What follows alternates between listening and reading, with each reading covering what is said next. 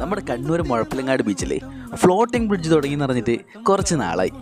കുറേ കാലമായിട്ട് വിചാരിക്കുന്നുണ്ട് ഒന്ന് ഫ്ലോട്ടിംഗ് ബ്രിഡ്ജിൽ കയറണമെന്ന്. പക്ഷെ എന്തൊക്കെയോ കാരണങ്ങൾ കൊണ്ട് ഇതുവരെ നടന്നില്ല. അതുകൊണ്ട് തന്നെ ഫ്ലോട്ടിംഗ് ബ്രിഡ്ജിൽ കയറാൻ വേണ്ടി മാത്രമായിട്ടാണ് ഇന്ന് ഞാൻ മുഴപ്പിലങ്ങാട് ബീച്ചിൽ വന്നിട്ടുള്ളത്. 120 രൂപയാണ് ഫ്ലോട്ടിംഗ് ബ്രിഡ്ജിലേക്കുള്ള എൻട്രി ഫീസ്. ഇത്രയും പൈസക്ക് ടിക്കറ്റ് എടുക്കുമ്പോൾ ആദ്യം ഒരു സംശയം ഉണ്ടായിരുന്നു, ഈ പൈസക്ക് ഇത് മുതലാവുമെന്ന്. ഈ സംശയം കൊണ്ട് തന്നെയാണ് പലപ്പോഴും ഞാനിവിടെ കയറാതിരുന്നത്. പക്ഷെ കയറി കഴിഞ്ഞപ്പോൾ ആ ചിന്തയൊക്കെ അങ്ങോട്ട് മാറി. ആദ്യമൊക്കെ ചെറിയ തിരയാണ് വന്നതെങ്കിൽ പിന്നെ അടുപ്പിച്ചൊരു 2-3 തിരയങ്ങ് വന്നു. ആ പൈസ അങ്ങ് മുതലായി. നല്ല തിരമാലയുള്ള സമയത്താണ് നിങ്ങളിവിടെ പോകുന്നതെങ്കിൽ തീർച്ചയായിട്ടും നിങ്ങൾക്ക് ഈ പൈസ മുതലായിരിക്കും.